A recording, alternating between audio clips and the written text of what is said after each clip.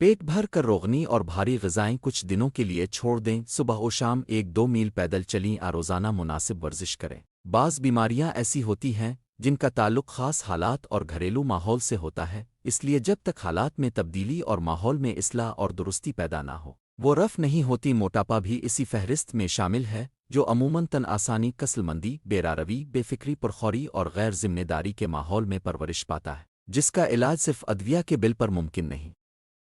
अगर कोई ये ख्याल करके कि वो अलम गल्म सब कुछ खाता रहेगा या वो चर्बी का ज़ख़ीरा दिन ब दिन बढ़ाता रहेगा, पैदल चलना और हरकत करना गुनाह समझेगा, ऐश व इशरत और काहली की ज़िंदगी से कभी दस्त बरदार ना होगा और इसी हाल में दवा की चंद गोलियां खाकर मोटापे से हमेशा के लिए निजात हासिल कर लेगा, तो ये अहमकों की जन्नत में रहने वाली बात होगी। आए दिन ऐसे मरीजों से वास्ता पड़ता रहता है जिनका मोटापा इस हद तक बढ़ चुका होता है कि उनका अल्फाटेना, बैठना, चलना फिरना दूभर हो जाता है और हवाजन ज़रूरिया की तकमील में भी वो दूसरों के मोहताज होते हैं।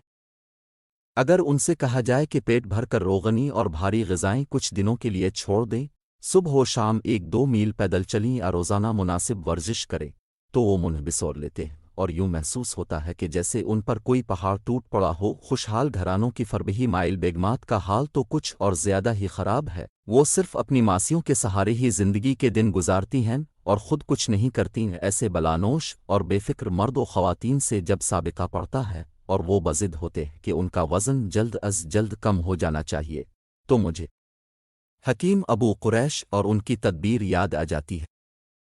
हारून अल रशीद का पुरबहार ज़माना है। शाही घराने में अल्लाह ताला का दिया हुआ किया कुछ नहीं है। हारून अल रशीद का चचाज़ाद भाई ईसा बन जफ़र मंसूर बेफ़िक्री और ऐश व इशरत में पिलकर इतना फ़रबा हो गया कि चलना फिरना एक मुश्किल अमर बन गया।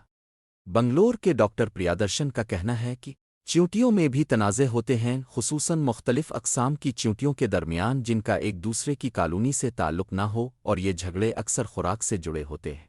लेकिन चींटियों का एक अजीब रवैया वो है जिसमें दूसरी किस्म की चींटियों के कॉलोनी पर हमला किया जाता है और उनके अंडों को अगवा करने के बाद पैदा होने वाली चींटियों को ग़ुलाम बनाकर उन से काम लिया जाता है।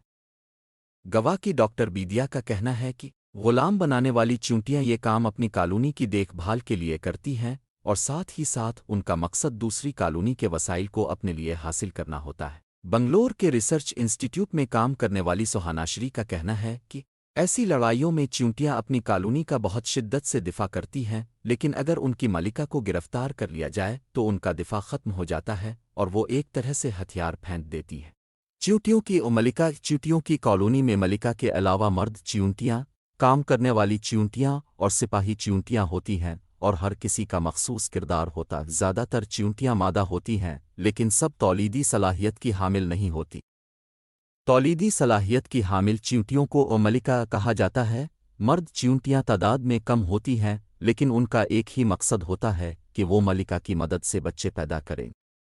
डॉक्टर बीदिया का कहना है कि मलिका चींटी कॉलोनी के लिए ज़रूरी होती है और अगर वो गायब हो जाए तो कॉलोनी ख़तरे में पड़ सकती है और इसीलिए बाकी चींटियां किसी बैरूनी हमले की सूरत में अपनी जान की कुर्बानी से गुरेज नहीं करती है। एक और हैरान कुन बात यह है कि जिनसी अमल से पहले मलिका चींटियां और तौलीदी सलाहियत रखने वाली मर्दाना चींटियां एक रस्म में शरीक होते हैं जिसमें मलिका किसी मुख्तलिफ कॉलोनी से एक मर्द चींटी को हुआ में उड़कर चुनती है और ज़मीन पर नीचे उतरने के बाद अपने पर खो देती है और ज़मीन एक नई जगह पर अंडे देती है। इन अंडों से ऐसी चींटियां निकलती हैं जो नई कॉलोनी को वसअत देने में मददगार साबित होती है।